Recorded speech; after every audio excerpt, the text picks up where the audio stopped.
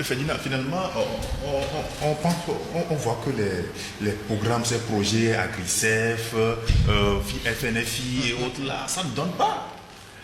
Oui, mais c'est des projets conçus pour enrichir la minorité. Ceux qui pilotent tous ces projets-là, vous voyez leur compte bancaire, c'est bien garni.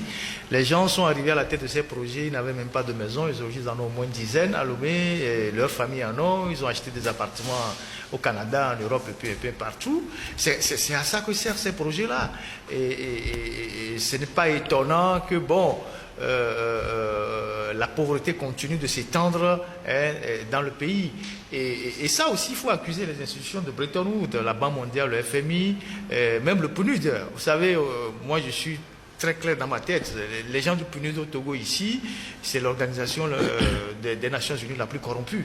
Et ils sont là en intelligence avec le gouvernement, ils falsifient les rapports, ils font des trucs. Les ambassades se taisent. Les gens de la Banque mondiale qui ont investi de l'argent dans la filière des phosphates, plus de 30 milliards, les sous n'ont pas servi à relancer le secteur. Ces fonds ont été détournés, personne ne dit rien. Et je pense qu'à un moment donné, il faut mettre les gens devant leurs responsabilités. Vous avez des dirigeants qui continuent de s'enrichir. Et ils ont tellement amassé de l'argent qu'ils ne savent même plus quoi en faire. Et tous les projets immobiliers qui poussent dans le pays là, où on vous dit par exemple que la Caisse nationale de sécurité,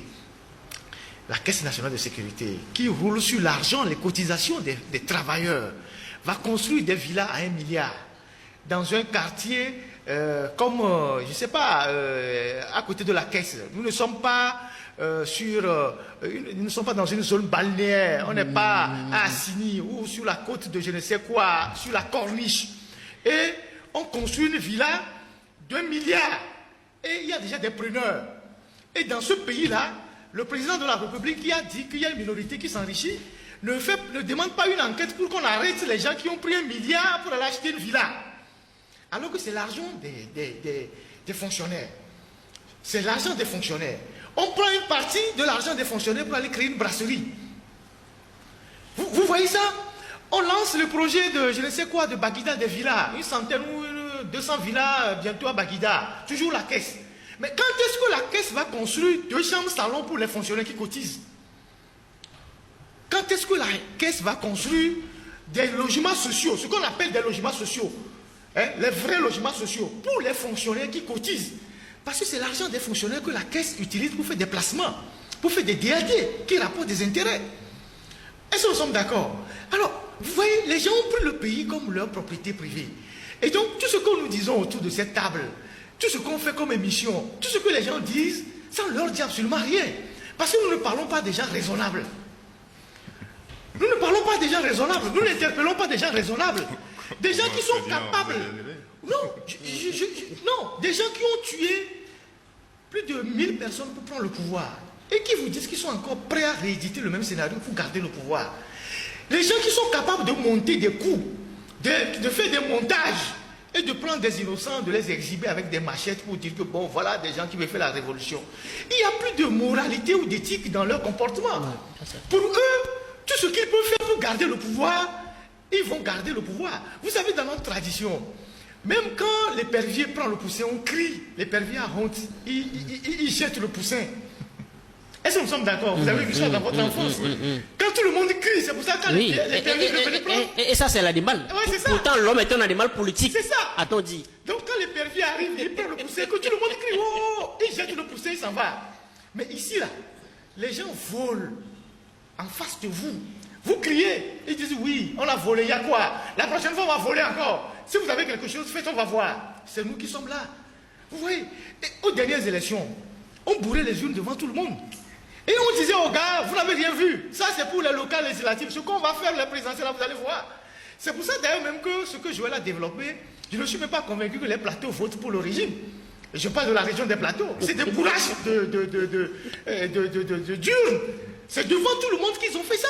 Il y a les préfets qui sont intervenus, les chefs militaires, les chefs cantons. Tous ces gens-là ont menacé les gens. Et ce qu'on appelle dans leur jargon les cadres. Parce que quand les élections arrivent, dans ce système-là, ils ont des gens qu'ils appellent les cadres. C'est les fonctionnaires, les douaniers, les gens qui sont dans les ministères, OTR, Togocel, Port, tout ça. Chacun retourne dans son village, comme ils sont tous des gens, des voleurs, ils ont été placés là-bas, chacun retourne dans son village pour que le parti ait le meilleur score. Donc chacun organise la fraude dans son village, dans sa préfecture, dans son canton, pour prouver à leur champion, le Messie, que oui, chez nous, UNIR a eu 90% ou 95%. Vous voyez, donc c'est comme ça. Donc ces gens-là, il n'y a pas de morale, il n'y a pas d'éthique, il n'y a pas de valeur. Pour eux, il faut garder le pouvoir à ad vitam aeternam. Donc pour garder le pouvoir, toutes les méthodes sont bonnes. Tu vois? Et donc, c'est pour ça que je dis, nous ne parlons pas des gens qui ont encore en eux, je ne sais pas si je vais dire l'humain, mais qui ont en eux, qui sont porteurs de valeurs. Non, le système a tellement duré que les anti-valeurs sont devenus la norme dans le système. Vous voyez, on vole devant tout le monde, ce que vous avez fait. Si les gens sont capables de mentir sur les agrégats économiques, comme on vient de le dire, si les gens sont capables de raconter des histoires à dormir debout, alors que la réalité est tout autre, mais à ces gens-là, vous ne pouvez... Parce qu'aujourd'hui, tous les chiffres que le gouvernement avance, personne ne peut vraiment avoir la preuve que ces chiffres sont réels. Regarde, au Conseil des ministres, on nous dit qu'on a vendu une entreprise d'État qui fait des chiffres d'affaires de 120 milliards par an, qu'on vend cette entreprise à 48 milliards. Je ne sais pas si vous comprenez. On vend une entreprise d'État qui fait un chiffre d'affaires de 120 milliards par an à 48 milliards. Et on dit que Et personne... ça a permis de solder le déficit et du budget. personne ne dit absolument rien. Et personne ne dit rien. Et donc, quand vous voyez tous ceux qui gouvernent le pays, tous ceux qui sont là, ils sont... Vous avez fait un tour ces derniers temps à la caisse, à la résidence de la caisse, là, ils ont mis les portails. En dehors des guéris, ils ont mis maintenant des portails. Ça veut dire qu'ils sont en train de se barricader vis-à-vis de la population. Ils se barricadent. Ils ont mis des portails. Il y a des guéris, il y a des militaires, mais maintenant ils ont mis des portails. Vous voyez? Et donc, c'est une minorité qui est coupée même de la réalité. Ils vivent, ils ont leur champagne, ils ont les champagnes de meilleure qualité, ils ont les cognacs de meilleure qualité, ils ont les tequilas. Il y a des gens dans ce pays qui boivent les tequilas de 10 000 $. Il y a des choses, si nous le disons, les Togolais seront choqués. Il y a des gens dans leur domicile qui font venir des caisses de boissons les plus chères au monde. Même quand ils offrent aux diplomates ici, les diplomates n'en reviennent pas parce que ces diplomates n'ont jamais vu ça ailleurs. Il y a des gens dans ce pays qui achètent des vins de meilleure qualité qu'ils offrent à d'autres pays, à d'autres palais présidentiels de la sous-région. Parce qu'il y a une fête peut-être dans un pays où on dit le Togo donne. Pendant ce temps, il n'y a pas d'eau potable à boire dans le village. Vous avez entendu le docteur Tcholignanou dire qu'à Kara, il n'y a pas de scanner depuis des années et que toute la population de cette région arrive à Lomé pour faire le scanner. Si entre-temps le malade arrive jusqu'à Lomé, ils vont au Bénin à Djougou. Et la route Ketao, Kara, Ketao, la frontière du Bénin, c'est un calvaire.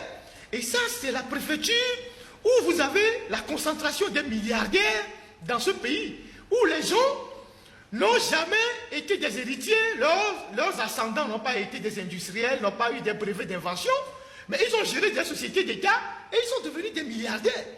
Et en retour, ils n'ont rien fait pour leurs frères qui sont restés au village. Ils n'ont pas construit des hôpitaux, ils n'ont pas construit d'écoles, ils n'ont pas fait des forages, ils n'ont pas fait des routes. Ils attendent pendant la campagne les évalas. Ils monnaient les 1000 francs bien neufs à Lomé, ils atterrissent dans les villages. Et puis bon, les gens viennent danser pour eux, ils donnent quelques 1000 francs et puis les gens repartent contents. Et vous avez la misère qui est là. Et donc, voilà les réalités de notre pays. Si nous le disons, on le dit pour tous les Togolais. Parce que la minorité qui gouverne ce pays, elle se recrute dans toutes les ethnies. C'est vrai que dans leur système, il y a d'autres ethnies qui ont plus de prépondérance sur d'autres. Mais la minorité là, qui gouverne ce pays, elle se retrouve à Néo, elle se retrouve à Palimé, elle se retrouve je ne sais pas, à Sécassé, elle se retrouve dans les plateaux, elle est recrutée partout. Vous voyez? Et donc, c'est cette minorité-là qu'il faut arriver à extraire dans ce pays pour que les Togolais, à un moment donné, puissent respirer. Parce que vous voyez tous ces jeunes-là, ils n'ont pas d'issue. Ils n'ont pas d'issue.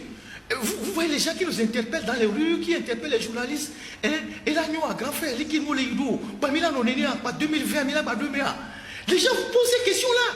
Et il y a ceux qui en meurent tous les jours. Il va falloir que nous, les journalistes, on fasse des investigations sur les taux de suicide. Ou des gens qui meurent dans les hôpitaux parce qu'ils n'ont pas de soutien familial. Ils arrivent, il n'y a personne pour payer les ordonnances, tout ça. Des gens meurent comme ça dans les hôpitaux, des indigents. C'est pas normal que des individus, soit des dirigeants, soient méchants envers leur peuple jusqu'à ce point. Et ils ne sont pas prêts de s'arrêter, ils continuent. Et quand vous avez un peu, vous êtes en train de faire quelque chose, on vient, on prend au terrain, on vous frappe, et puis bon, on vous colle quelque chose, et puis vous faites votre entreprise, et puis ils sont contents. Ils disent, oui, mais ils se prenaient pour qui? Nous, on est ici, et puis il arrive, il voulait nous montrer que lui, il est venu de je ne sais pas quoi, il a des idées, il veut faire quelque chose, on l'a frappé, et puis il a fermé son entreprise. Ils sont contents. Ça, c'est la sorcellerie à l'état pur en Afrique, ça. Oui, c'est ça. C'est ça, c'est la sorcellerie à l'état pur en Afrique, ça. Et ça, les gens doivent se réveiller. Ça n'a pas de couleur de parti politique. Vous voyez, comment est-ce qu'on peut nous dire aujourd'hui, j'espère que la réalisation va donner encore quelques temps, comment est-ce qu'on peut espérer aujourd'hui que, avec tous les milliards qu'on a investis dans le secteur de l'énergie, je ne sais pas si vous vous souvenez, depuis qu'il y a eu les délestages en 2009 ou 2010, tous les milliards qu'on a mobilisés dans les énergies, on soit encore incapable de payer le courant et l'électricité au Nigeria, et que le Nigeria menace de nous couper le courant. Quand on dit que nous sommes les meilleurs réformateurs, c'est l'énergie qui est la source de l'amélioration des climats des affaires. Toutes les entreprises qui vont s'installer dans ce pays, s'il n'y a pas l'électricité pour faire tourner ces entreprises, le secteur des affaires ne marchera pas. C'est ça les réalités. Et pourtant, le projet Contour Global a englouti des milliards. Et toujours avec les mêmes individus. Les Barquets, les Damipi. Et vous allez encore plus haut, vous trouverez d'autres personnes. Et ce projet Contour Global a pris les enfants de Damipi, a pris en charge les études des enfants de Damipi aux États-Unis jusqu'à la fin. Nous l'avons dit plusieurs fois dans nos écrits. Lui-même dit que c'est un projet béton. Oui, c'est ça. Et il était le ministre des Mines à l'époque et de l'énergie.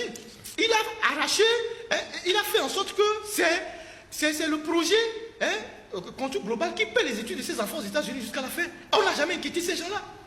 Et donc tous les jours, il y a des choses qu'on est en train de nous balancer chaque jour sur les réseaux sociaux parce qu'ils ont des outils de communication, d'intoxication, que projet ciseaux, que ça amène l'électricité dans les villages. Et vous retournez, quelques jours, vous voyez les lampadaires là, solaires là, c'est gâté. Ça ne fonctionne plus, les gens sont encore dans le noir. Et pourtant, ces lampadaires là, on les a facturés cher. Vous voyez les lampes solaires à Lomé là, qu'on a mis là. Un lampadaire revenait à 2 500 000.